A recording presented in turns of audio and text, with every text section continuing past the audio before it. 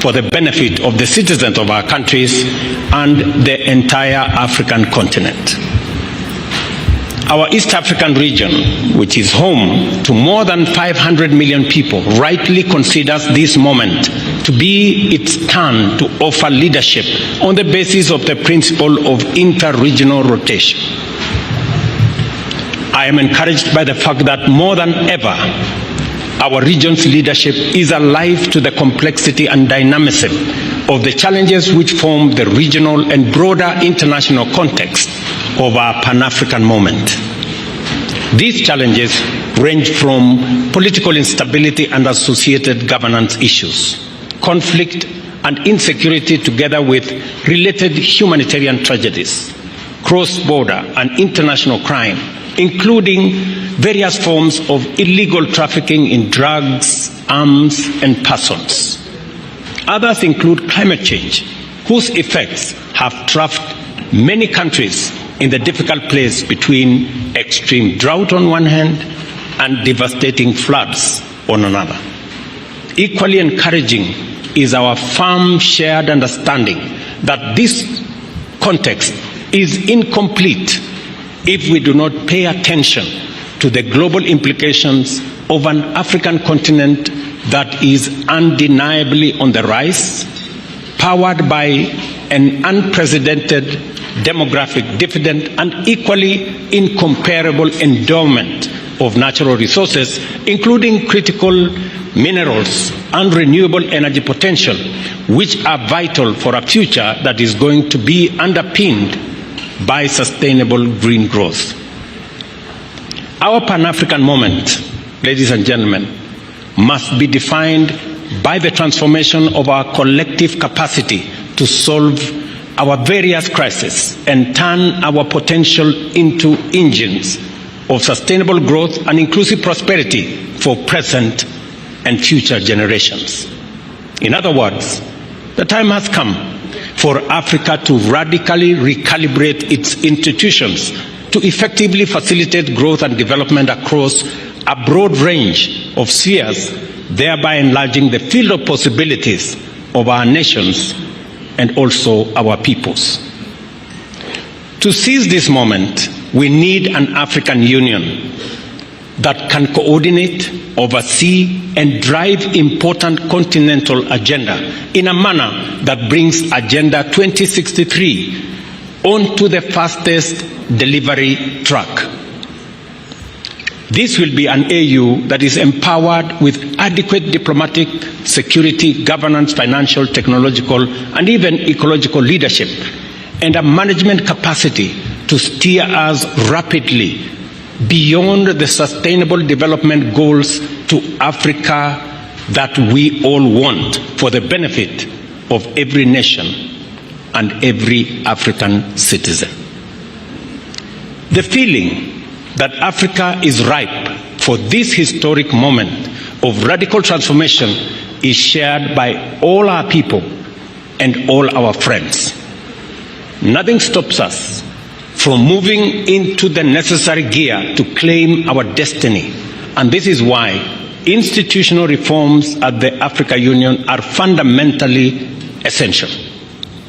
This understanding of the monumental possibilities before us and the urgency of our historic moment was underscored here in Nairobi when, at the close of the inaugural Africa Climate Summit, the continent's leaders announced a new transformative agenda under the Africa Leaders Nairobi Declaration on Climate Change and call to action. Fellow African leaders agreed at the summit that this would be by enabling our continent to industrialize for the world while also decarbonizing it using our abundant human, mineral, energy, and natural resources. The Honorable Raila Odinga has spoken extensively on the same. To actualize this ambition, the transformation must begin here at home in our continental institutions. Africa must aim at greater self-reliance and a more pronounced role in global governance. For this to happen, reliable, and predictable resources to implement the Africa Union goals of sustainable development and deeper integration are necessary. To this end, I want to promise Kenya is firmly committed to upholding the Kigali decision and will remain a strong contributor to the AU budget as a pioneer in implementing the 0.2% levy on eligible imports. The evolving global landscape requires us to discard outdated principles, practices, and institutional arrangements in order to embrace new opportunities. It is a fact that our continent is now a significant global player, and we must leverage this enhanced profile to our advantage. The success of our transformation will be measured in terms of the relevance and effectiveness of our policies in transforming Africa from the ground up. Moreover, to give all our people and nations a fair chance to seize emerging opportunities, the task of addressing the persistent problems of state fragility and forgotten conflicts while boosting humanitarian efforts must further escalate significantly as a critical priority for all of us. Accordingly, Kenya has committed significant resources to processes aimed at achievement of peace and stability in our region, including in Sudan and also in Somalia.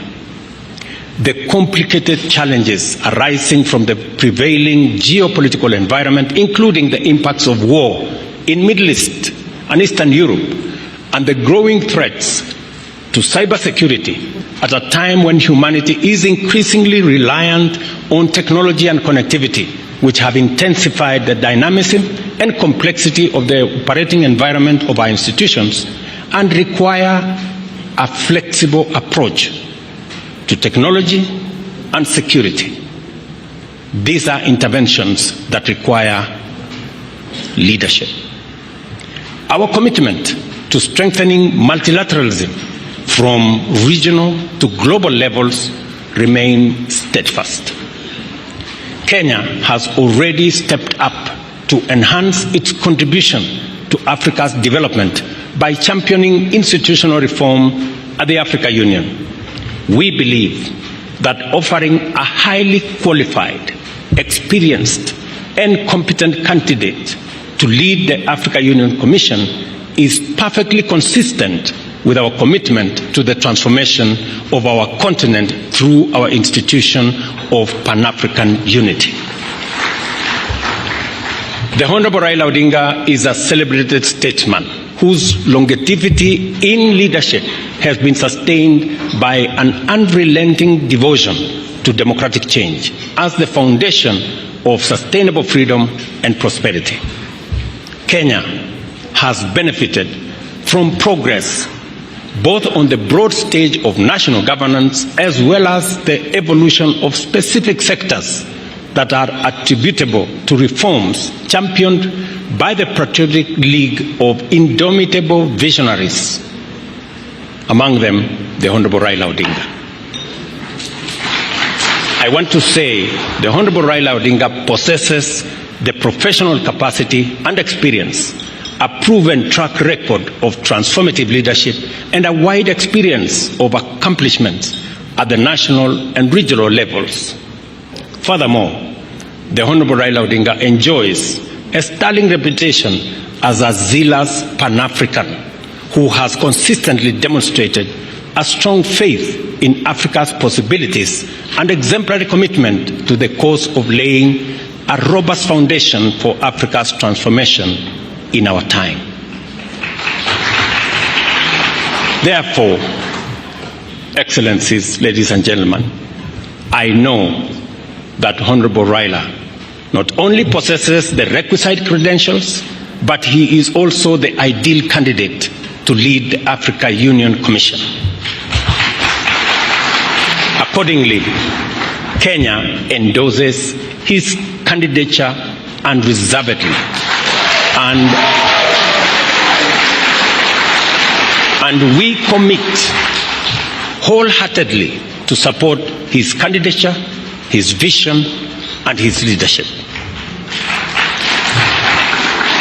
He embodies extensive experience and a deep understanding of both African affairs and global dynamics, which are crucial for leading the African Union further into the center of global affairs and closer to the hearts of the African people. Excellencies, I present to you a visionary Pan-African, a bold and wise leader, a professional and technocrat, as well as a towering statesman and a veteran mobilizer for positive change.